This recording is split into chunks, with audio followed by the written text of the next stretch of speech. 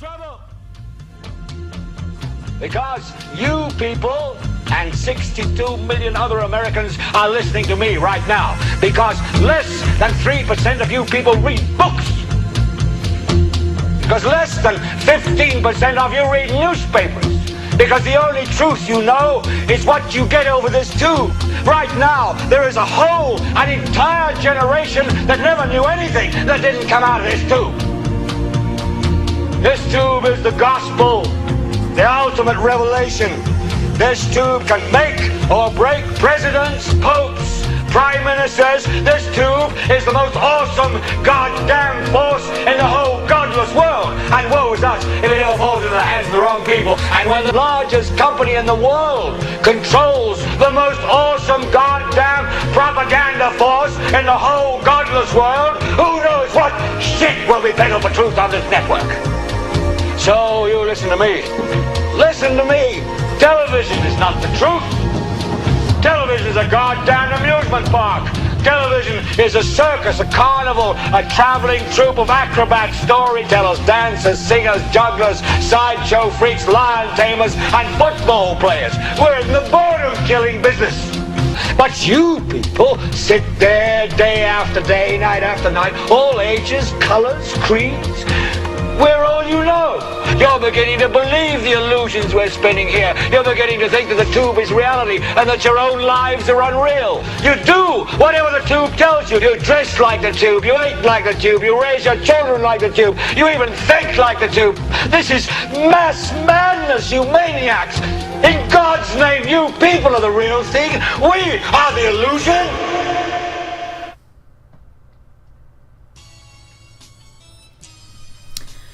Peace and blessings.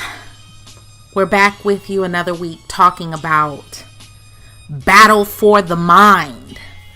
Battle for the mind. You know, from ancient shamans and temple oracles down to modern day psychotherapists, ethical healers of the mind, and unethical mind slayers have used hypnosis. And according to one source, hypnosis in the West was derived from the practices of Asian shamans brought west by Jesuit missionaries. However, ancient Celtic priests already claimed to possess a skill called glamour, which literally meant to dazzle another's mind, often with only words. And so this is important today. I felt it was important to talk about it because so often, so many of us are being sold a bag of goods oftentimes. You know, you're sold when you go to church. You're sold by the preacher. You're sold when you watch television. You're sold when you're just breathing nowadays. You know, unless you get in nature. Nature is the last final frontier where you're not sold every second, every minute, every hour of the day. So, you know, it speaks to neuro-linguistic programming. And that is what I'm going to kind of talk about a little bit today. Last week we talked about forbidden possibilities, and this is kind of piggybacking on that. And so we're living in a totally controlled virtual reality for all intents and purposes. And I know that sounds crazy. That's why the movie The Matrix was so profound. And that's why it resonated with a lot of people, especially people who, you know, are quote unquote modern day mystics, people who are just, you know, from the community of reading between the lines, no matter where you come from, no matter what your background is.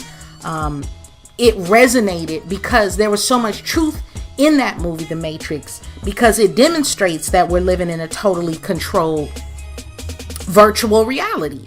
And it's a lot like a video game.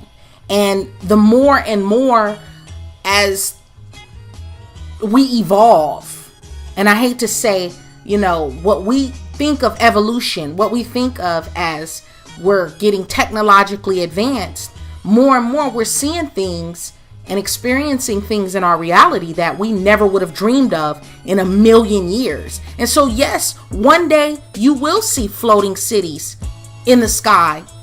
Will it be a hologram? I don't know. You tell me. And that's another thing I'm going to touch on in just a second. This environment has been controlled by mass media for hundreds of years. Even before we had internet, high-speed internet. If some of you will remember, back in the 90s, there was this fear of the year 2000, There was this fear and moving over the digital divide. There was so much uncertainty, and a lot of people just took that as something to fear. But mass media has been a driver in controlling our reality. And it does that. It does that by shaping and molding our thoughts. Most people just accept whatever they see or hear via mass media, television, movies, commercials, music, the radio, commercials and ads and banner ads online. We just accept it. Especially heinous right now are some of the memes you see floating around on some of these websites, and on Instagram and on Pinterest and on Tumblr and on Twitter and just all around the internet. We have these memes, and these memes state these facts and statistics, and I know a meme by design and by its very nature, it's not going to provide a little footnote of the sources where the research was found, but we just accept some of these memes without even doing our diligence or doing any type of research to say, hey, where do these facts come from? And, how true is it? We just accept it. And I talked about that a little bit last week. And again, I'm just kind of reiterating and to go a little deeper. But we just accept things, and we're all guilty of it. Even the most woke of us and of the conscious community, quote unquote, we just accept things. We don't do our research. We don't question the so-called statistics. How many of you know that statistics can be manipulated and played with? Numbers can be made to fit whatever agenda needs to be fit, and you can use that to your advantage. Salespeople, if you're a salesperson, you can tweak statistics to work for you so that you can sell more products and or services, because it's being done to you, it's being done to us. And so because you can count on the fact that people are ignorant, and most people, your average person is not going to do the research. They're just going to accept whatever you have to say.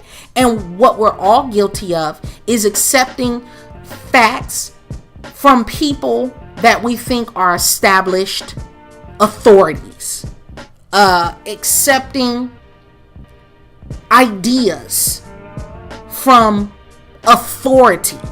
That's what it all boils down to. Follow me. Movies, TV, music, etc. They all carry these messages on how people should behave. And whether we accept it or not, entertainment always presents a worldview. It influences the people who watch that programming. So depending on what you are being shown on whether it's Sunday football, whether it's the Super Bowl, or whether it's your evening news programming, or if you're watching the cooking channel every day at a certain time, these are establishing ideas, and it's presenting these worldviews that, whether you realize it or not, is shaping how you believe things should look, how things should taste, how things should smell, how things should be. Oh, that's how we've always done it. That comes from a worldview that someone gave you and said, this is how it should be. who's to say that's right? Because we've been doing things for centuries that are wrong. When cigarettes went back in the 70s and the 60s, and people just accepted that cigarettes were, okay. They weren't bad for you. And you would have been hard pressed to find someone who would go against the tobacco industry. And it wasn't until some, people started questioning and doing research and say, hey, wait a minute. When you smoke tobacco, we're noticing a prevalence of people who are developing lung cancer and different forms of cancers based on, their smoking tobacco. And that's just one small example, and how many other things and ideas and things that we just accept and we swallow it and we regurgitate it and we embody it as truth. And 20 years from now, we will be like, oh my God, what was I thinking? Racism is a lot like that, and I said it before, even the whole notion of, gay marriage and homosexuality, the people who are staunchly against it in the next 30 to 40 years will be looked at as like, are you kidding me?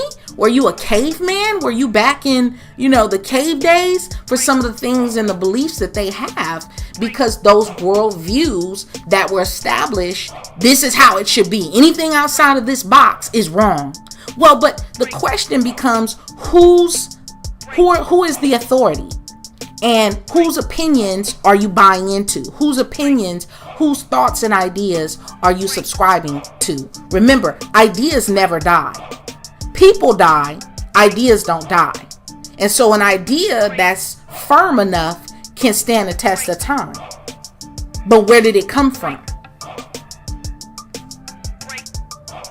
And because you were born into this matrix, this particular system, you think all that you see and hear is normal. And in many ways, you also are desensitized to all manner of deception. I'm guilty of it too. We're all guilty of it because we were born and raised and bred and in this matrix system. So my son, I have a 13-year-old son who just literally can sit and play Call of Duty all day and night. And he has absolutely no regard to the fact that even though this is a simulation, he's blowing people's brains out. Or the other popular game, Grand Theft Auto, you're jacking people, you're beating people up, pulling them out of the car and shooting them or whatnot. And it's, all in the day's game, and it's all fun, and we can go back to eating chips and, what have you. Well, we're all guilty of this. That's just a small example. But when you're watching certain movies, every year you're watching, violent movies. You're watching movies where people are being murdered or women are being raped and people are being abused. All these, and even though it's fiction, we know it's Hollywood. We know it's fake. But we don't even respond to it anymore. It doesn't even move you. It like the sight of blood and guts and someone being decapitated or someone being ran over in a car. It just slides off like, water on a duck's back. And that speaks volumes to the battle for the mind. Who's battling for the mind? Follow me. It's been said, we don't see things as we are. We see things, we see them as we are. I'm sorry. It's been said, we don't see things as they are. We see them as we are, is what I'm trying to get at. And what does that mean? That means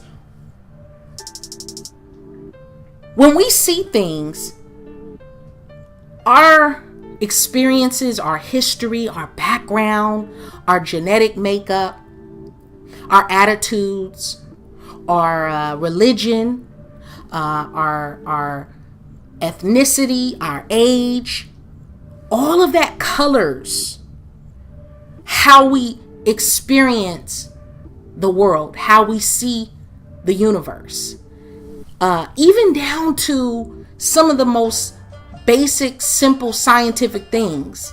I think it was a couple of months ago, people were arguing over whether a dress was, is it blue? Is it brown? Like, think about that for a second. That so many different people saw different colors of the same object, the same image. So many different people saw something different. And that happens every day, all day. We are controlled, for one, we're controlled, although we're bombarded by information overload. Information overload. The quality of the information is controlled.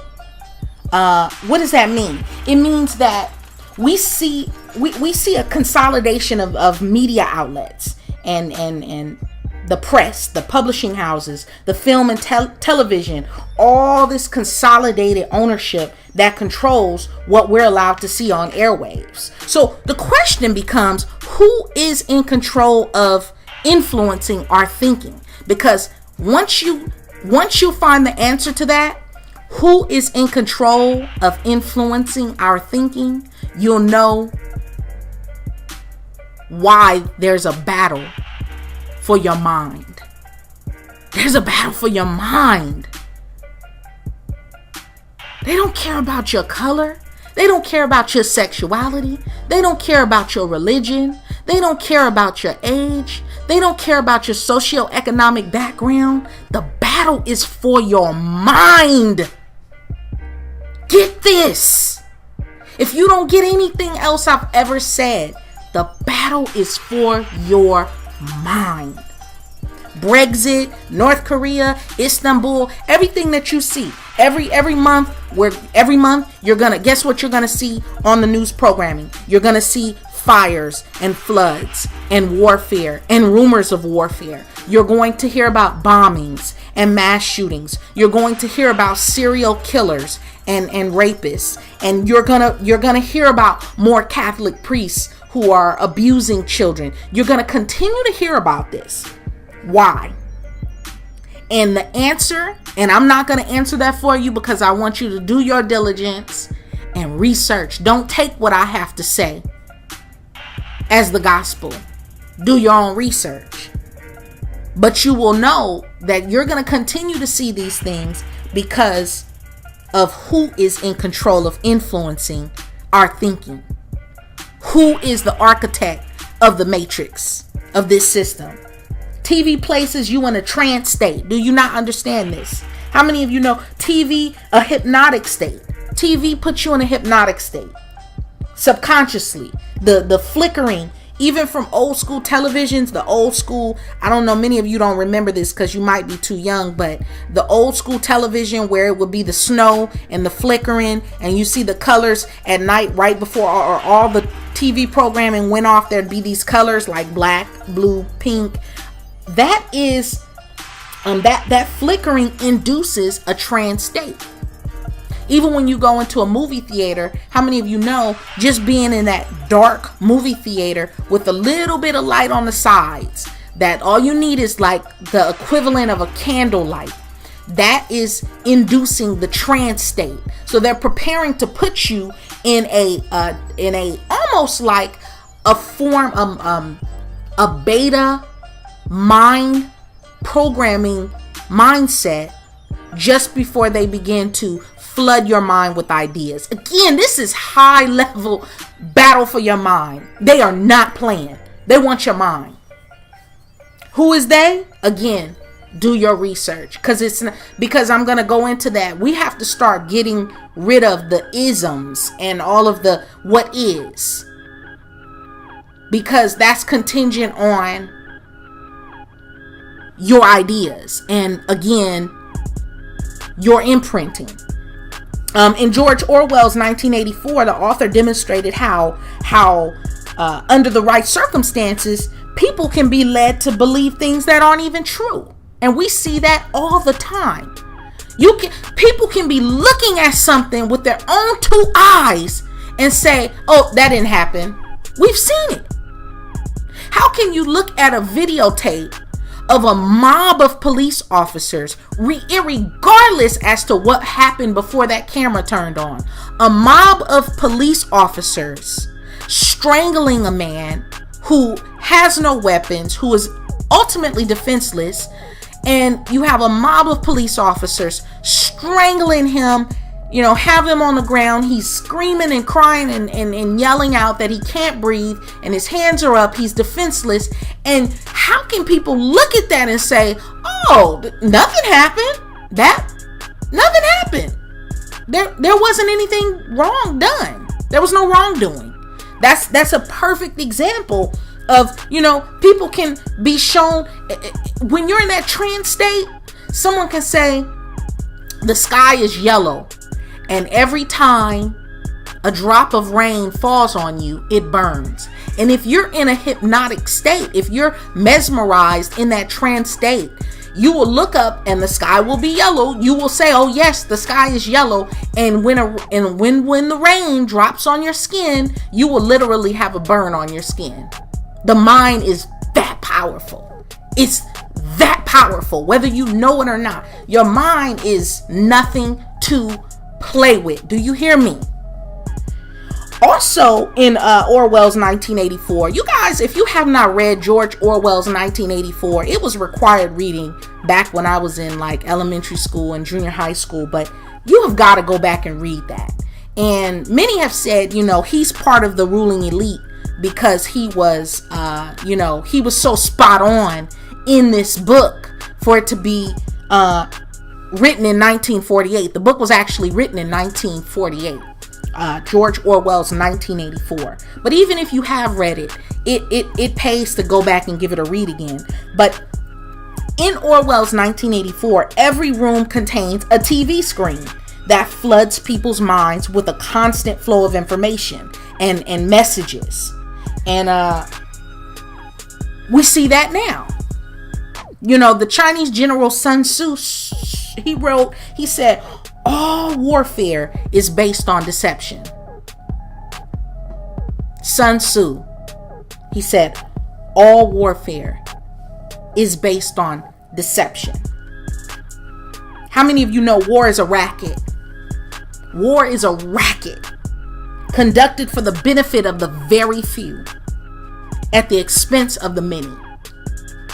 And there will constantly be ongoing, never-ending war. And how many of you know that even during peacetime, wars are being stirred up and planned and plotted out and engineered? Wars are engineered. How many of you know that?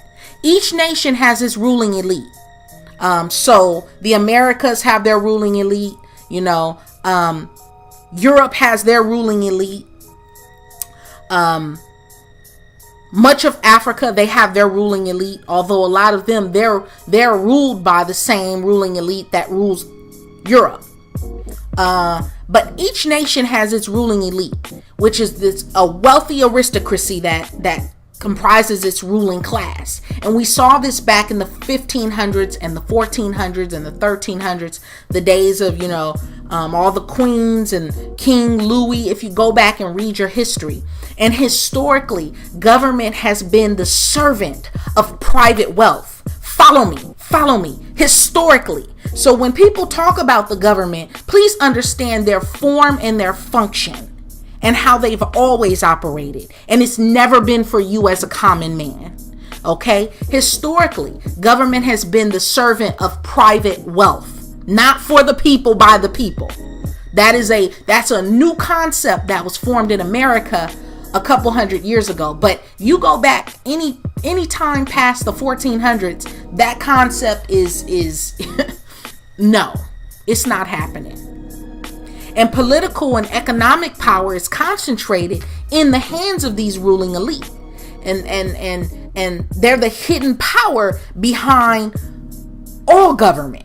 All government. Again, who is in control of influencing our thinking? The battle is for the mind. These ruling class families, they've been formed, thousands of years ago. Thousands. and they have an alliance amongst themselves. And this is the real meaning behind globalism, okay? That's why as globalism progresses, the little man is squeezed out. Follow me.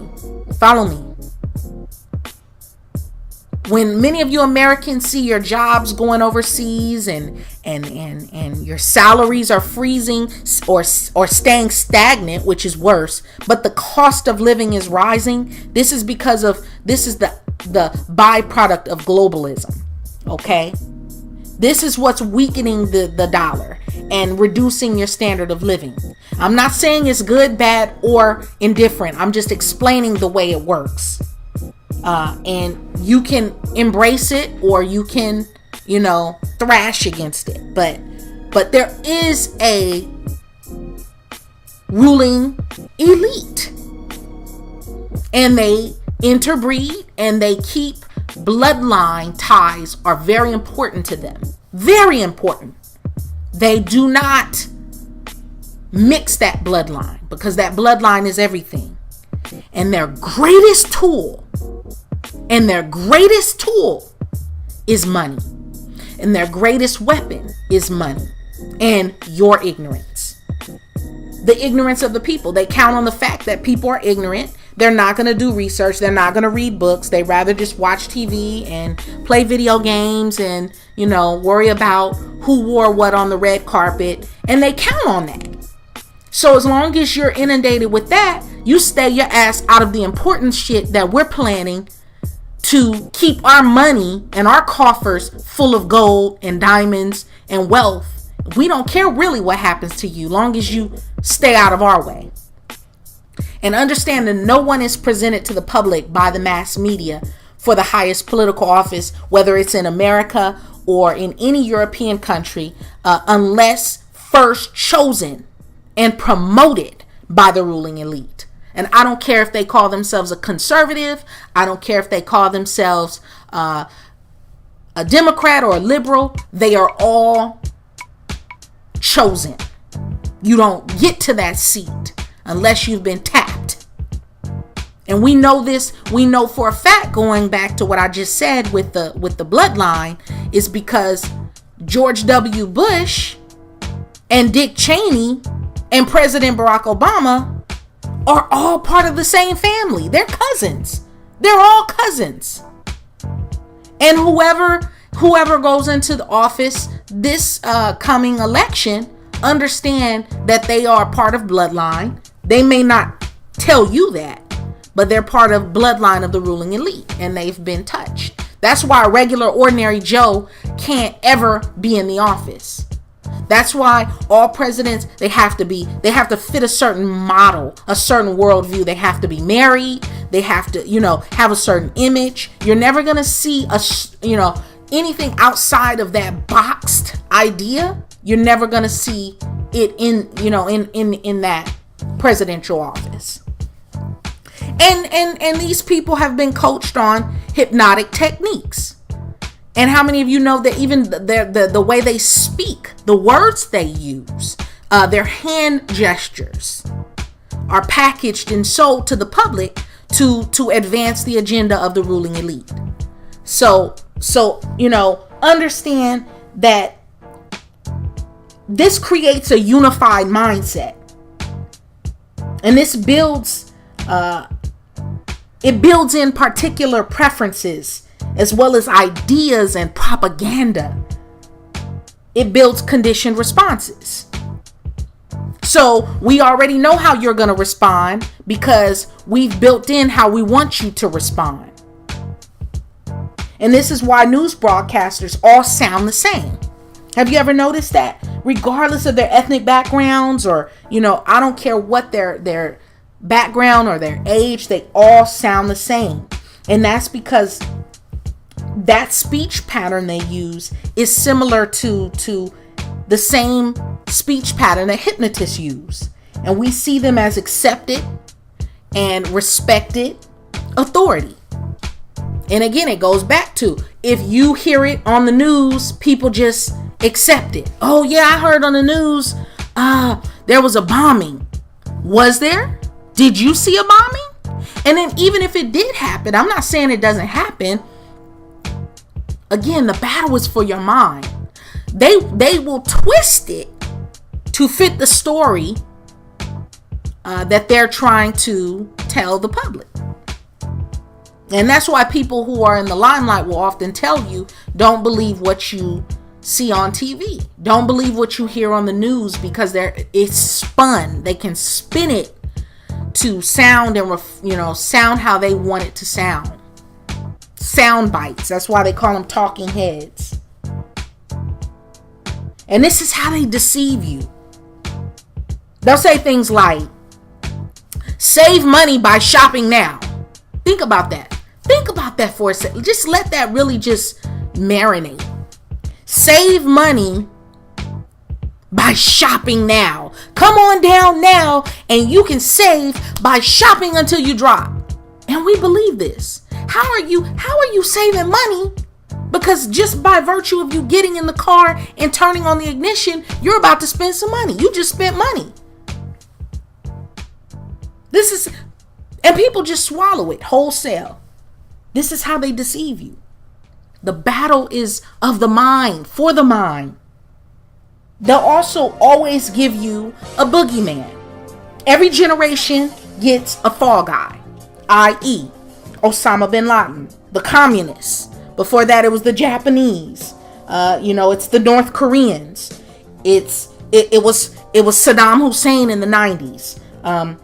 In the 80s, it was the Russians, the Cold War and the wall. So every generation, so you can expect it. In the 90s, there was a boogeyman. In the 80s, there was a boogeyman. In the 70s, there was a boogeyman. There's always going to be manufactured, engineered boogeymen for you to believe in and despise. And they're going to paint this portrait of this person as the most despicable, low-down person or group of people possible. And it's especially dangerous when they use groups of people, because when they use groups of people, they dehumanize them. So it's those Muslims. It's not those people. So when you hear that they're being bombed, you don't care, because it's like, they're terrorists anyway. They're all terrorists anyway. And that can't be farther from the truth. There are bad people and good people in every religion, in every ethnicity, in every age group, in you name it. But when they take away the humanity, it's those niggas. They deserve it. They're thugs. All they do is destroy their own communities. And people buy into this. They actually believe this. And it's funny because the people who believe it, they don't even know black people half the time.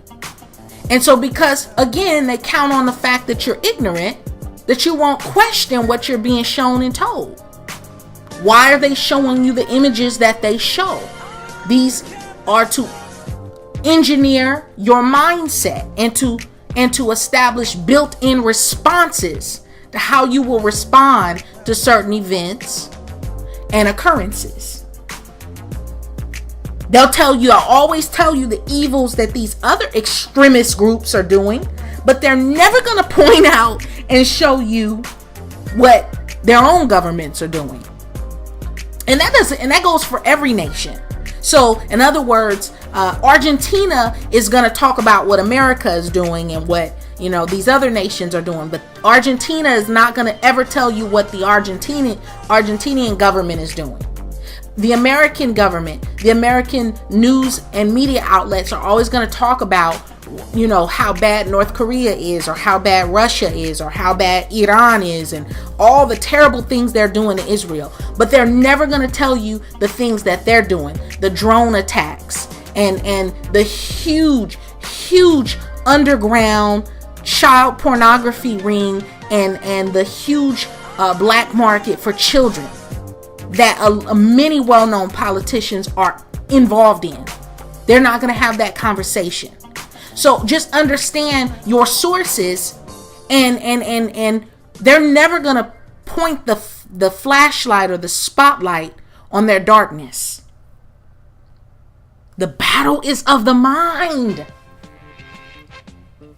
And so understand the principles. These are principles of mind control. That's what it boils down to.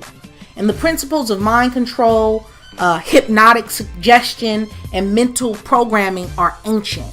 They're ancient.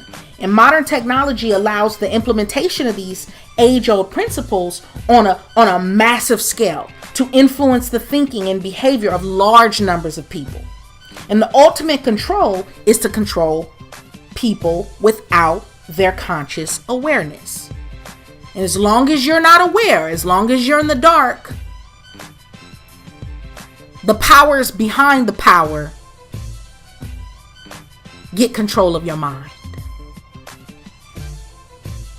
And I would even go so far as to say that the powers behind the powers who are battling for the mind are not even human. They're not even of this world.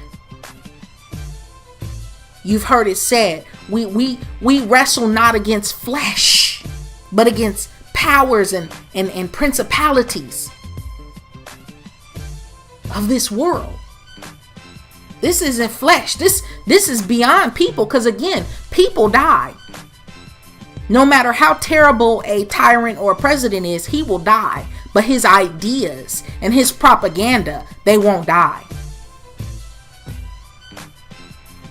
So this is the byproduct of things like Project Paperclip, and you may have heard of MK Ultra, mind control. This comes out of a time where during World War I and World War II, you had different countries and nations and their governments just scrambling to find ways to attack the enemy. But now that enemy has turned from being other nations per se to the people themselves, because if you can influence and control the people, they'll take care of everything you want them to take care of. They'll do your bidding, and they will stay out of the way when you're trying to, further your agenda, whatever your agenda may be. Most people, they're not even conscious. They don't even pay attention to the things that affect them subconsciously. They do not know what to look for. And you probably don't know what to look for. That's why we're talking about this today. Psychological warfare and economic warfare are being waged against America. I recently read a book that talked about this form of economic warfare, and it scared the daylights out of me. It scared the daylights out of me because they talked about how we've gone from, warfare has evolved, and the next frontier will be the financial frontier, and we see this happening. We see we're moving to a cashless society. And so what does that do when now we've moved from gold and bartering, the barter system, to paper money, fiat currency, and dollars and coins, to now we're moving totally plastic. Everyone has to have a debit card and or some type of bank account. And so what does that do? That puts control over your money. That puts control over people's wealth. And this is setting you up for the economic warfare that is taking place. We're in the throes of it. So understand, when they tell you, when a job hires you and says, in order for us to pay you, you have to have some form of a bank account, and you have to have direct deposit. Well, what that does is, now when it comes time for tax time, they can trace everyone's money. We know where you were paid. We know how much you were paid. We know how frequently you were paid. Everything is under the eye of Big Brother. And this is not even to sound like dystopic. I don't want to sound doom and gloom, but understand what's happening. The battle is of the mind. And so this economic warfare is no joke, because all that has to happen, and we put so much trust in our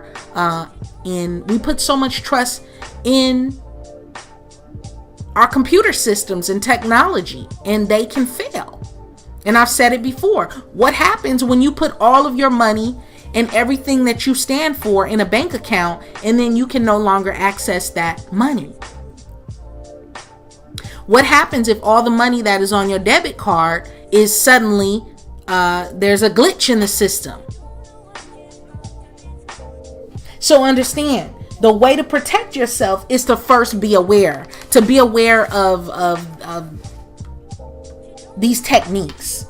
And like I said, last week I talked about repetition as a technique that you could even use for yourself, and how many of you, how many of you know it was Adolf Hitler who said, if you tell a big enough lie and tell it frequently enough, it becomes the truth. And we still buy into this. But in addition to the repetition and the repetitive technique or mnemonic of repeating something over and over again for it to solidify and become a fact in your mind, there's also subliminal programming and backmasking. So how many of you know that a lot of music is very powerful in the battle of the mind? And in music, you can use different techniques like backmasking and place those messages directly, just drop them directly into people's subconscious just by putting it in the music behind the strings and the chords and the bass line. And we're just in love with the bass line, and we're dancing and snapping and enjoying it, and you don't understand you're being programmed at the same time. Again, it's not good, bad, or indifferent. It's just for you to understand what's going on, to be aware of the psychological techniques being used. And that's like protecting your child, from a pedophile. First, you have to know how they operate. You have to know what their MO is, what it looks like, and how they operate, how they maneuver. We're trapped in linguistic constructs all the time. That goes back to what I mentioned, neuro-linguistic programming. That's what all of this, it's the axis that all of this revolves around. And thought is 98% unconscious. Most of your thought is unconscious. It's ideas and imprints and things that have been placed on you. That's what you think. So the question is, what do you do? And instead of getting embroiled in heated debates with people over what is, quote unquote, fact, just see things for what they are, not what you are. And don't say the sky is blue, say the sky appears blue. Because really, in all actuality, the sky is not blue. That's the color that reflects, that we see, it appears, but that's not the scientific fact. And so we honestly really don't know anything. So instead of fighting and debating with people, I'm not going to debate with people, because I know that I don't know anything, and I refuse to argue with someone over something that I may change my mind on once I get some more information about it down the line. So if I can enlighten you and you can enlighten me, wonderful. But to get into these heated debates over things that we really don't even know the truth behind, because what's been given to us, the quality of the information has been engineered. So understand that you see things as you are. What's imprinted on your neurological system and what's a part of your experience. All organized religions are man-made and include their fair share of propaganda. I don't care what it is. Really, the only one of them that is non-violent is Zen Buddhism. And that's not even really a religion per se. It's a custom. It's a way of being, a lifestyle, but it's non-violent, and it's, it doesn't deliver all this propaganda, us against them type of, duality. Even state-sponsored schools. Any school that's a public, state-sponsored public school is going to be replete with indoctrination. All of them. All of them. And we've all been indoctrinated. If you grew up going to school, you were indoctrinated. And even if you're homeschooled, you were indoctrinated by whoever homeschooled you and their ideas, and whoever gave them their ideas and thoughts and worldview. So your early imprints, genetic heritage, that's huge. Your genetic heritage, all of these things generate what you experience. And that's why the universe you live in, it may be a very different reality from someone else's reality. Very different. You're living in the same world. You're seeing the same sun every day, the same moon every night, but your experience and my experience are two totally different experiences. The map is not the territory. Again, this is the battle of the mind. Think. The map is not the territory. It's a depiction of the territory. And so we have to trust in what the cartographers, the map makers, we have to trust in what they've depicted, that's the true rendition of what the territory actually looks like. That's so interesting. These flat earth, the flat earth society, the people who believe and say, no, you know what, we've been lied to. The earth is actually flat. Well, is it? Because they do have a point. And that is, none of us have ever been outside of the quote unquote planet to see what it looks like from a distance. None of us. Very few people have ever traveled to every single corner of the earth to be able to say, yeah, you know what, I've been to Antarctica and there is a big, huge wall of ice there and that's it, or not. Very few. I don't know too many people who can say that. So the question is, are we living on a flat earth or not? The map is not the territory. You are emergent and ever evolving. Every 7 years, every cell in your body is completely recycled and changed. You're not the same person. You want who you're going to be 10 years from now. You look nothing like that person. Although, yeah, figuratively, you're the same person. Your experiences are what, lives on in you. But your image and what you will learn and how you will evolve will change. Battle of the mind. So what is your utopia going to look like? And these are open-ended questions that you have to answer for yourself. What is your utopia going to look like? Not what is the world going to look like 10 years from now, 20 years from now, 100 years from now. Will it look like Hunger Games? Will it look like, a dystopia? Will it look like a utopia? Will it be heavenly? What will your utopia look like? How will you shift your paradigm? Knowing what you know. How will you protect your mind? How will you keep yourself from being manipulated into buying things you don't even want or need? And understand all the sources of propaganda. We're in love with our programmers. We're spectators.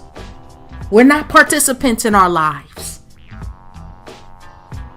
How do you and I become active participants again in our lives as opposed to spectators?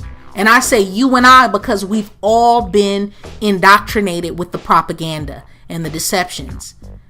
And all of us have been born and raised in the matrix. But once you're aware, once you unplug, what do you do different? That's my time, folks.